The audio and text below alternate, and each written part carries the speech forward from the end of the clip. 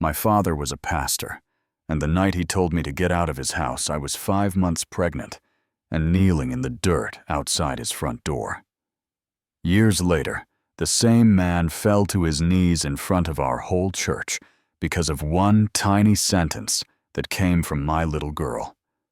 So let me ask you, if your own child messed up and shattered your image, would you throw them out to protect your name, or would you hold them tighter? My name is Grace, and where I come from, people knew me long before they ever knew my story. I was the pastor's daughter before I was anything else. The girl in the front row with the notebook, the one who sang a little too loud in the choir, the one who carried pots of food from our kitchen to the church hall every Sunday. My father, Pastor James, was respected, feared, admired, criticized, all at the same time. People called him Man of God, like it was his first name. At home, he was strict, serious, not really the laughing kind, and I spent most of my life trying to live up to the picture he had in his head of what a good daughter should be. I thought I was doing all right. I stayed away from trouble, stayed close to church, helped my mother, Ruth, with everything from cooking to cleaning to visiting church members. People would smile at me and say, "Grace will make a fine pastor's wife one day," and I'd smile back like I believed it was already written. Then one day, that script got ripped in half. His name was David. David was not the man my father had been praying for. I can tell you that much. He didn't come from a big family name. He didn't have land. He didn't wear nice clothes. He worked with his hands hauling things at the market, fixing things, doing odd jobs. He was kind. He was hardworking, and he treated everyone like they mattered. The old women at the market, the little boys kicking a plastic ball in the dust, even the drunk man who slept under the mango tree. I noticed that long before I admitted I liked him. One day, we ended up walking the same direction after the market closed, and that's how it started. Small jokes, small questions, walking a little slower together. When my father saw us talking too comfortably one evening, he called me into his office. I remember the feel of that wooden chair under my legs, my hands sweaty on my lap. He said, "That boy is a nobody. He has nothing to offer you. Stay away from him," as if he was warning me about a disease. I nodded, because that is what you do when your father is the pastor, and the whole village watches how you respond to him. But my heart didn't nod. It stole little moments with David, instead half walks home, quick talks after choir practice, a shared joke at the well. You know how it goes. We fell in love quietly in the spaces where my father's eyes couldn't reach. David had a simple dream: work hard, save money, come back to my father with something in his hand, and ask for my hand like a man. We would talk about our future like it was already real. A small house, maybe 2 kids, a little garden, laughter at the table, all that. We were young, and we thought time was our friend. One evening, the sky went orange and purple, the air was soft, and we were too close, too in love, and too sure we'd be married anyway. That was the night we crossed a line we couldn't uncross. No thunder, no dramatic music, just 2 people breathing too fast in the dark. Yeah, that happened. 3 months later, reality showed up like a debt collector. My cycle was late. My clothes didn't fit right, and the smell of food made me nauseous. I tried to deny it, tried to will it away, but my body was louder than my denial. I started wearing looser dresses, rushing past my mother when she called, keeping my eyes on the floor. But mothers see things. One morning, she watched me for a long moment as I moved around the kitchen. Then she reached out and touched my belly very gently and whispered, "Grace, is there something you need to tell me?" My knees almost gave out. I held onto the counter and told her everything. with tears in my eyes, my voice shaking. I told her about David, about that night, about the late period, the fear, all of it.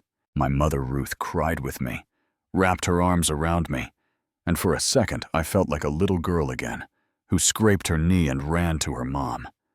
But underneath her embrace, I could feel something else. Panic. Not because of the child, but because of my father. She knew him, really knew him, knew how high his pride stood, knew how much he cared about what people would say. She stroked my hair and whispered, "We'll see what we can do." But we both knew it was going to be bad. When my father found out, it wasn't a conversation, it was a storm. He called me into his office, closed the door, and what followed didn't feel like a father talking to a daughter. It felt like a judge sentencing a criminal. He paced, he shouted, he slammed his hand on the desk, his Bible lying open beside him like a silent witness. "You have destroyed my reputation. You have shamed this family. You have mocked this church." Tears ran down my face, and I tried to get words in. "I'm sorry, I love David. We want to get married. We'll make it right."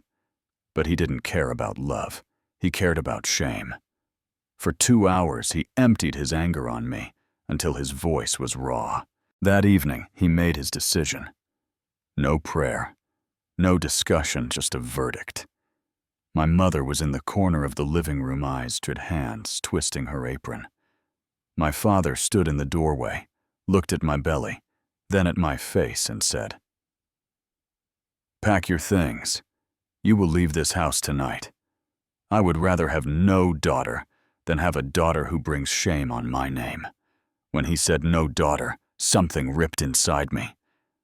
My mother tried to speak, "James, please," but he cut her off with one hard look. "If it were you, what would you have done? Begged again, or walked out with whatever dignity you could still find?" I went to look for David first because, in my mind, he was still the safe place, the one who would say, "We'll figure it out." I went to his uncle's house only to be told David had left the village for work in another town. No address, no phone, just he'll come back when he can. I stood there on that dusty road, my bag at my feet, my hands on my stomach, and felt like the world had gone silent. Back at my father's house, my things were already packed in a small bag that my mother must have pulled together while she cried.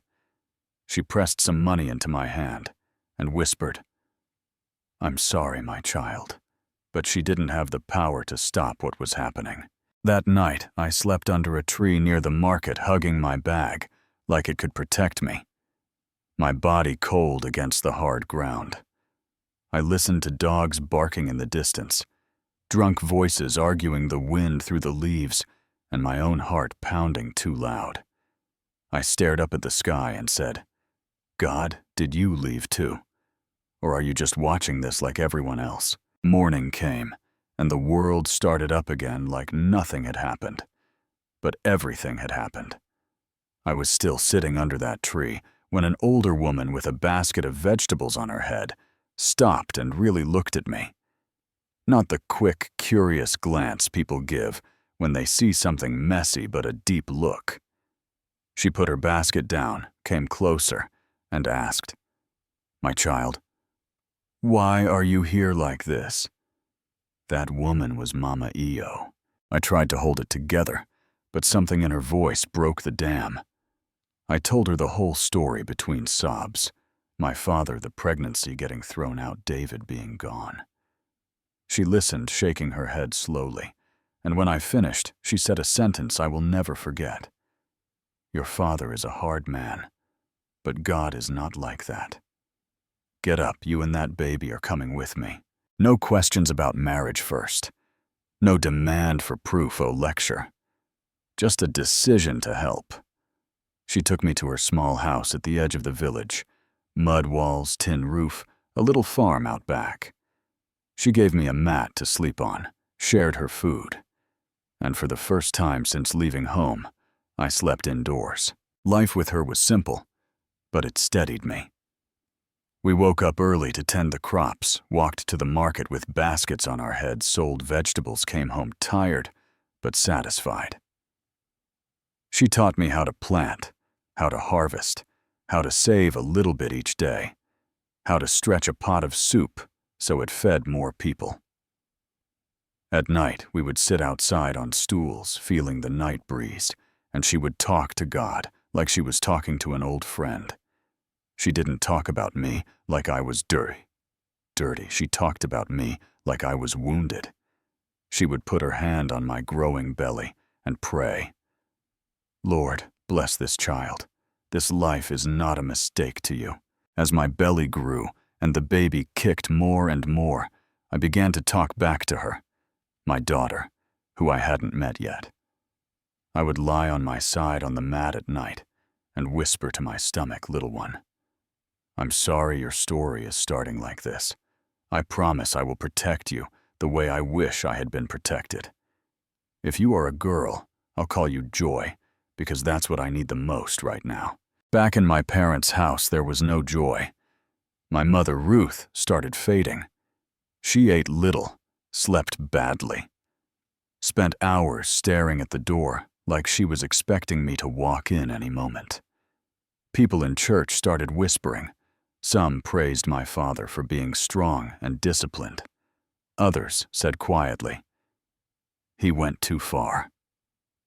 One Sunday, a visiting pastor, Pastor Samuel, came to preach. After service, he pulled my father aside and told him about a dream where a shepherd chased away one of his own sheep to protect the rest, and later went looking, but found it lost in the wilderness. My father nodded politely, said he would pray about it, but his heart stayed locked. Pride is loud like that. It convinces you that conviction is just an attack you need to resist. Months later, labor came. It was night, of course.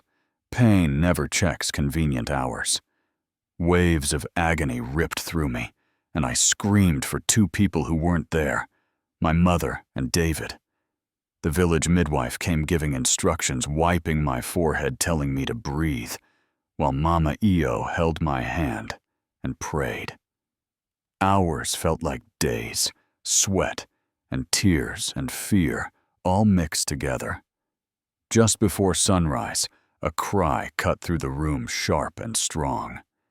They put this wrinkled, slippery, beautiful little human on my chest, and everything else disappeared. I looked at her face and knew immediately, this is my Joy. Joy grew like her name.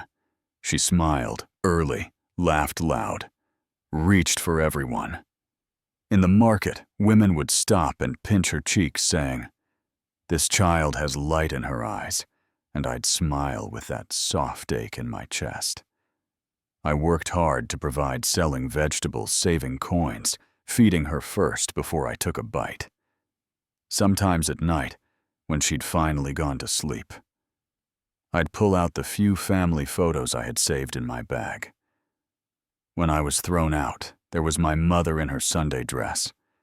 There was me in my choir robe. There was my father with his serious eyes and his Bible clutched to his side. Even though he had thrown me out, I didn't hide his picture from Joy. When she got big enough to sit on my lap and look at pictures, I would point and say, "That is your grandma. That is your grandpa." One afternoon, she touched his picture with her chubby little finger, looked at his face, and said a word she had never said before, "Grandpa." That was her first word. Not mama, not papa, but grandpa for a man who had never even seen her. I froze, then I started crying quietly, pressing my lips to the top of her head. I didn't tell anyone about it. I just stored that moment in my heart. While Joy was learning her first word, my mother was running out of time. Her health got worse. Doctors said it was her heart, but I know it was more than that. She begged my father over and over, "Please go find Grace. Bring her home. Let me see my granddaughter before I die." Every time my father hid behind phrases like church discipline and protecting the ministry. He kept choosing his reputation over his child. Do you think that's fair? Then, life hit me from another angle. When Joy was about 3, the woman who had saved us, Mama Io, got sick. Fever that burned, weakness that wouldn't go away. I tried everything she had taught me. Herbs, rest, prayers. But she kept getting worse. One night she called me to her bedside. Her voice was weak, but her eyes were clear. She said, "Grace, I am going to see my husband, and maybe your mother before you. Promise me something. Don't drink the poison your father is drinking. Forgive him. Don't let his hard heart turn yours into stone." She made me promise to trust God, even when everything looked dark. 2 days later, she slipped away in her sleep. We buried her with the help of the village, but as soon as the dust settled on her grave, distant relatives I had never seen before showed up waving papers and claiming her land and house. "You are not family," they said. "You have no right to stay." That's how fast security can vanish. I packed my few things again, held Joy's hand, and stood on the side of the road with nowhere to go. Again. That's when I thought of my mother, Ruth, and the way she used to look at me, the way she held me in the kitchen when she first learned about my pregnancy. I decided to take a risk I had avoided for 3 years, go back to my father's house. Not for him, but for her. I wanted her to at least see her granddaughter while she was still alive. The day we walked up that familiar path, my heart was beating so hard I could hear it in my ears. Joy skipped beside me, curious about everything, unaware that this house held some of the worst memories of my life. My mother was sitting on the porch, thinner, her hair grayer, her shoulders slumped. When she lifted her head and saw us, she froze. Then she stood up so fast, her chair almost fell. She ran to us, grabbed me and Joy at the same time, and sobbed into my neck. We cried together in the yard, 3 generations in one hug, years of pain pouring out. Then my mother stepped out of the house. In that moment, time did a strange thing. I was 3 years older, a mother now, but I felt like the same girl kneeling at his door. His face hardened the second he saw my belly back then, and it hardened again when he saw Joy now. He looked at us like we were some test he had to pass. My mother begged James, "Please let her in. Let's be a family." He said Grace chose her path when she got pregnant. "She is not welcome in this house." He said it cold flat. Joy, who knew nothing of our history, stood there holding my hand, watching this tall, angry man yell at her mom. She didn't know he was her grandfather. She just knew he was harsh. I felt my heart break in the exact same place it had broken 3 years earlier. My father glanced at Joy once, just once, and I saw something flicker in his eyes when he recognized his own face in hers, but he shut it down, turned his back and walked inside. We spent that night with my childhood friend Mercy. She and her husband gave us a corner in their small house. I was grateful, but I knew we couldn't stay forever. I went looking for work every day, cleaning, cooking, anything, but nobody wanted to hire a single mother with a small child. I gave most of my food to Joy. Went to bed hungry, woke up with headaches. At night I prayed the same tired words, "God, I don't know what to do anymore. Just help."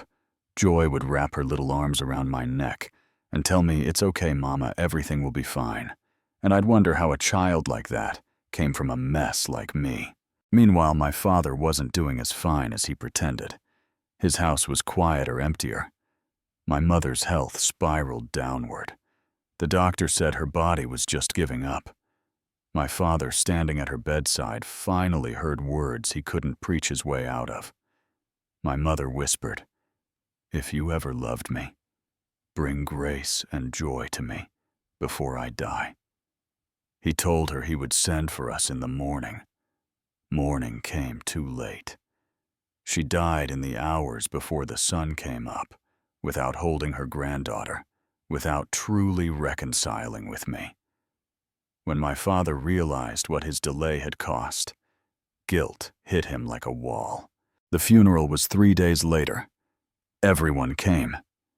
I stood at the back of the church with Joy wearing a simple black dress, eyes swollen from crying.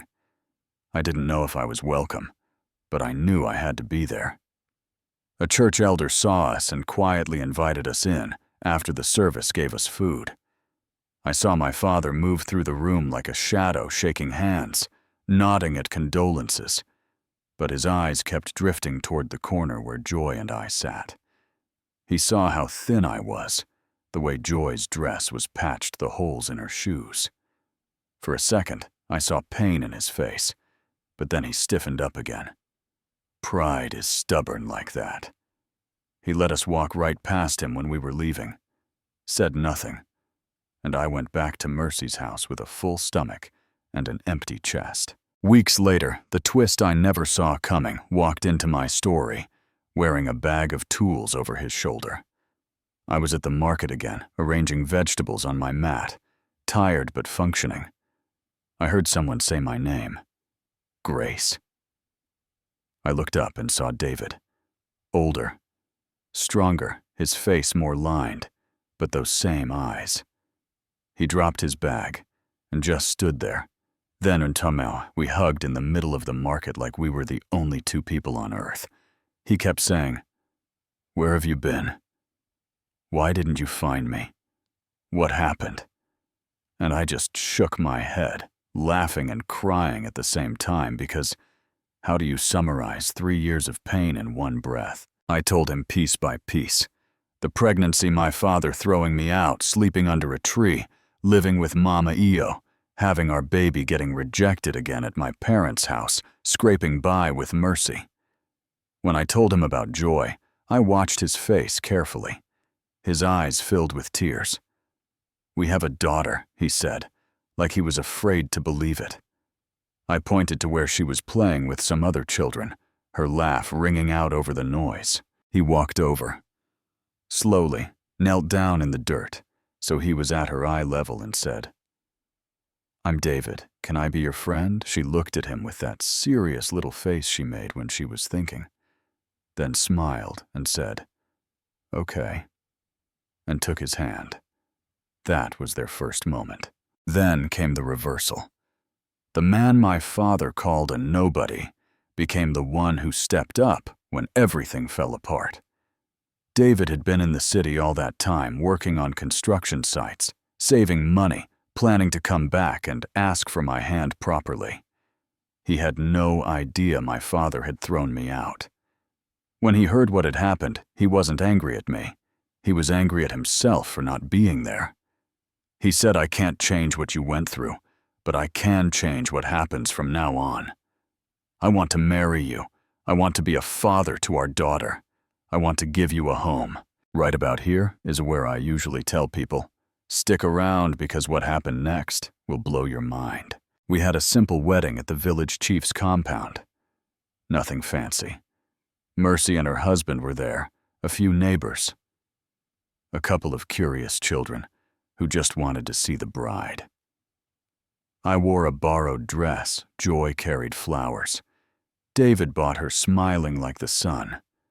Some people whispered, some judged plenty, smiled. We didn't care anymore. We said our vows for us, for our child, for the God who had not abandoned us under that tree. David took us to a small house he had built on the edge of the village with his own hands. 2 rooms, a little kitchen, a yard, where we could maybe plant something later. When I stepped inside and realized this was ours, that no one could show up and tell us to leave, I just started to cry. "We're home," he said, and he meant it. That sentence from a man with no big name meant more to me than all the sermons I had ever heard. Life slowly stabilized. David's carpentry business took off as people saw how careful he was with his work. He made beds that didn't wobble, chairs that didn't break doors, that closed properly, and somehow that kind of integrity spreads. He carried Joy on his shoulders, taught her the names of trees and birds, made her little wooden toys from leftover pieces. She started calling him Papa, and he treated her as if he had been there from the day she was born. I cooked, kept the house, helped with his accounts, and every night I'd look at them and whisper a simple prayer. Thank you for this second chance. Back in his now too quiet house, my father heard updates like everyone else. David is back.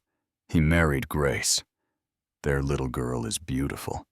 David's business is doing well. With every report, he felt something choke him. You would think hearing your child is safe, loved, provided for, would bring relief, right? But sometimes, when you've wrapped yourself in pride for so long, good news hurts because it reminds you that you weren't the hero. One Sunday, my father stood up to preach about the prodigal son. You know the story, the boy who wasted everything, then came home, and the father who ran to meet him. My father painted the scene with all the right words, but somewhere in the middle, something cracked. The words stuck in his throat. Tears started running down his face, and for the first time in his years of ministry, he cried openly at the pulpit. He realized he had been the opposite of that father. He hadn't waited with open arms. He had slammed the door and thrown his child out. After church, he went to his office, shut the door, and finally dropped the mask. He prayed for real. He told God he had valued his reputation more than his family, that he had used holiness as an excuse for cruelty, that he had let his wife die with a broken heart.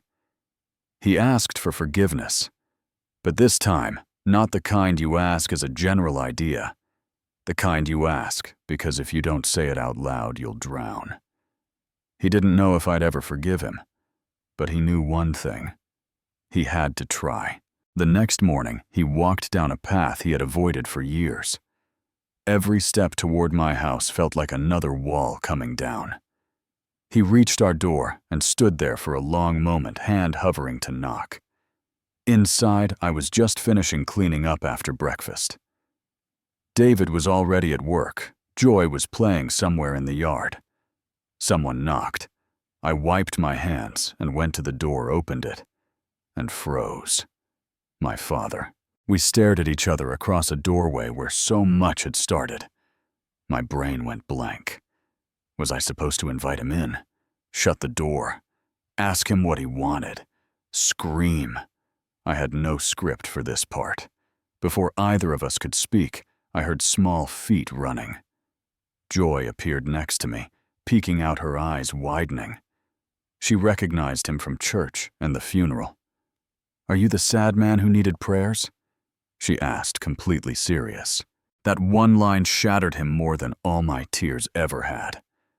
My father's shoulders sagged, his eyes filled, and he nodded slowly. Joy didn't hesitate. She grabbed his hand and said, "Come inside," and pulled him into our house. She sat him down, offered him water, like we had taught her, and started talking about totally normal things. The cat, the flowers, the birds that came every morning. He listened like every word was holy. When there was finally a quiet moment, I sat across from him and asked, "Why are you here?" He took a deep breath, and the man who used to fill a church with his voice could barely get words out. He said, "Grace, I came to say I was wrong." No excuses. No Bible quotes to justify himself, just those words. He told me how his pride had blinded him, how he had cared more about what people thought than about my heart, how he had refused my mother's last wish, how he had been haunted ever since. He said I was a bad father. I was a bad husband. "I don't deserve your forgiveness, but I'm begging you to give me a chance to be in your life again and to know my granddaughter." Part of me had waited years to hear that. Another part of me, the part that had slept under a tree, that had been rejected twice, that had watched my mother's funeral from the back of the church, wanted to say no. "You're too late. I told him you were not there when I was scared and pregnant and alone. You were not there when Mama died. You turned me away when I came to your house after years. You may be sorry now, but the damage is done. He didn't defend himself. He didn't try to argue. He bowed his head and said, "You are right. I failed you in every way a father can fail. I can never undo what I did. I can only ask for mercy." He told me every detail of my mother's last night, how she begged for me and Joy, how he promised to send for us tomorrow, and how she died before sunrise. His voice broke when he said she died with a broken heart because of my pride. Joy had been sitting quietly on a little stool, listening in that way kids do when you think they're not paying attention. She stood up, walked over to him, climbed onto his lap like she had known him forever, and put her hand on his cheek. "Don't cry," she said. "Mama says, God forgives everyone who says sorry. Are you really sorry?"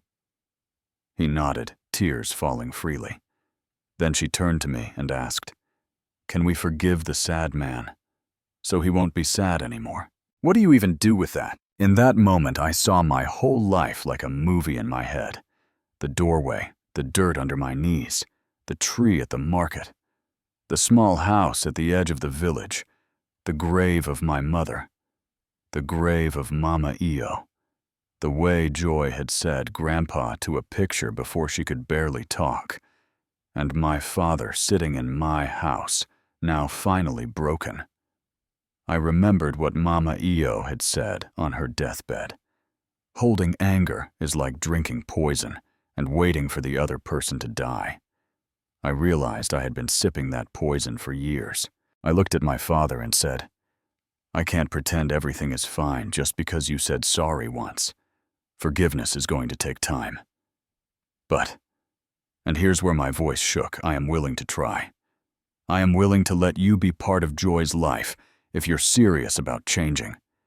And maybe slowly I can learn to be your daughter again." He cried like a child. He thanked me over and over, promised he would spend the rest of his life making up for what he had done. From that day, he came to visit regularly. At first, we kept it light. "How are you? How is church? How is business?" Joy didn't keep it light at all. She threw herself into the relationship. Every time he came down the path, she ran to meet him, shouting. Grandpa showed him her drawings, made him sit and listen while she sang. He who had never spent time with children sat on my worn-out couch with crayons in his hands, trying to color inside the lines while she laughed. A few weeks later, David met him properly. He came home from work one day, saw my father sitting on our porch, and I could practically feel the tension in the air. But David is a good man. He greeted my father respectfully, sat down, and they started talking. First about work, then about church, then about family. My father apologized to him too for calling him a nobody and for never giving him a chance.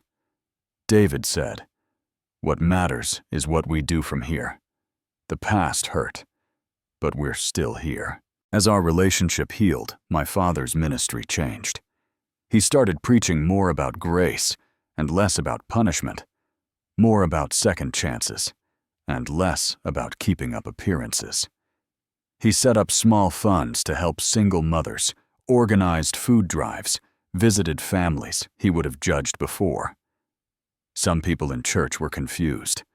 Some complained that he was going soft, but others finally felt like the church was a place they could breathe. Years went by. When Joy turned 4, my father insisted on having her birthday at his house. Walking back into that place as a welcomed guest, instead of an unwanted burden, felt surreal. The house looked the same pictures on the wall, same furniture. But the atmosphere was different. There were balloons, kids running around, laughter. My father moved through it all with a calm smile on his face, making sure everyone had food, letting Joy smear cake on his cheeks. At one point, I went into the kitchen and found him washing dishes. I grabbed a towel and started drying them. For a while, we just worked side by side in silence. Then he said, "I am proud of you, you know. After everything, you raised a daughter with such a beautiful heart."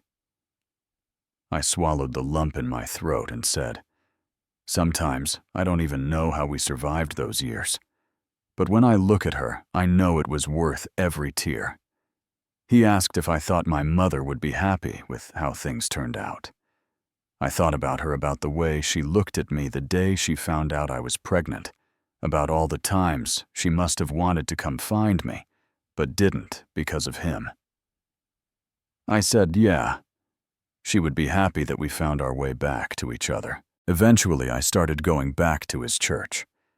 The first Sunday I walked in with David and Joy, people turned to look. Some smiled, some whispered, some pretended not to see us. We sat in the back.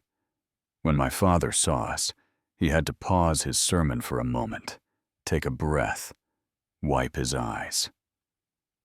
Joy loved being there, loved the music, loved the stories. One day, she asked if she could sing in front of the church. He agreed, of course. She stood up so small in front of that big congregation and sang a simple song about God's love. Her voice was clear and innocent, and by the time she finished, grown men were wiping their faces. But the moment that will be remembered in that church for generations came a little later. During testimony time one Sunday, Joy stood up without anyone calling her. She walked to the front. My father lifted her onto a little box so people could see her, and she took the mic with both hands. The whole room went quiet. She said, "I want to say something." My grandfather threw out my mother, but my first word brought him to his knees. You could feel the air shift. Some people gasped. Some started crying. Some shouted, "Amen." Others just bowed their heads. My father stood behind her, hands on her shoulders, tears streaming down his face. He couldn't even continue the service after that. That one sentence summed up years of pride, pain, grace, and redemption in a way no sermon ever could. Time kept moving. My father got older, his body weaker, his steps slower. We spent more and more time at his house bringing food, cleaning, sitting with him. Joy would read from the Bible sometimes, stopping to ask him what certain verses meant, sometimes telling him what they meant to her. He told her stories about my childhood, about his own mistakes, about how he wished he had done things differently. He wrote a will, leaving everything he owned to us, the house, the land, his small savings, and a letter to Joy explaining his journey from pride to humility. One evening, he called me, David, and Joy into his room. He said he wanted to talk while he still had strength. He told me I was the strongest woman he had ever known, that he was honored to be my father, even if he had failed horribly at it. He thanked David for loving me when he didn't, for protecting our family. He told Joy she was a gift from God, that her simple love had changed him more than all his years of Bible study. He made us promise to stay close as a family, to choose forgiveness over pride, to never let reputation matter more than love. We promised through tears. That night, he slipped away in his sleep with a small smile on his face. His funeral pulled people from everywhere. They talked about his strict years. Yes, but they talked even more about the transformation they saw in him at the end. I stood up and told my side, the part the church hadn't fully seen. I said, "My father made a terrible choice when he threw me out, but he made a beautiful one when he came back and said, 'I was wrong.'" His greatest sermon wasn't something he shouted from this pulpit. It was the way he lived after that day. Joy sang a song about heaven and reunion that had people sobbing into their handkerchiefs. After the funeral, we went through his things. We found journals where he had written prayers for us every single day, since we reconciled letters of apology he never sent, but kept writing as if he needed to keep putting repentance into words. We found the picture Joy had drawn for him when she was little, our family holding hands under a big tree with an angel in the clouds. She said was my mother, and another she said was Mama Io. He had framed it and hung it in his office. We didn't sell his house. We turned it into a place my younger self would have needed. We created a community center for single mothers, widows, girls who found themselves pregnant and alone. We called it the Ruth and Io Center. At first, then people started calling it the Grace and James Center of Hope because they said our story gave them courage. We offered childcare so women could work training programs, so they could start small businesses counseling, so they had someone to talk to. We sat on those same steps where I had once been told to leave forever, and we told women, "You are not the end of your story. God writes longer than this." Joy grew up inside that atmosphere. She saw the pain in other people's eyes and recognized it because she saw it in mine when I thought I wasn't being watched. She became a teacher amazing with kids, especially the ones who came from messy homes. She would tell them, "I know what it feels like to be born into drama and still find peace. You're not stuck." Now when I sit outside in the evenings watching my grandchildren run around, I think about that night on my father's doorstep and how sure I was that it was the end. If someone had told me then that the same man who pointed at the road and said leave would one day sit in my living room crying because my daughter asked if he was really sorry, I would have laughed. If someone had told me that his house would one day be a shelter for women, he would have judged before I would have called them crazy. Yet here we are. So let me ask you, do you think what my father did at the beginning can ever be justified in the name of holiness? Is it ever right to sacrifice your own child on the altar of your reputation? If someone did to you what he did to me, would you forgive them? If they came back years later in tears, or would you shut the door and say, "Too late"? And if you're honest and see yourself more in my father than in me holding on to pride, clinging to being right, worried about what people will say if you admit you were wrong, is it really worth what you might lose? Your daughter, your son, your family, your peace. I'm not telling you this story because I think I'm some kind of hero. I'm telling you because I know what it feels like to be thrown away to sleep under a tree, to be rescued by a stranger. To watch the person who hurt you walk back into your life and ask for mercy. I also know what it feels like to let go of bitterness, slowly, painfully, and watch how that decision changes not just you, but everyone around you.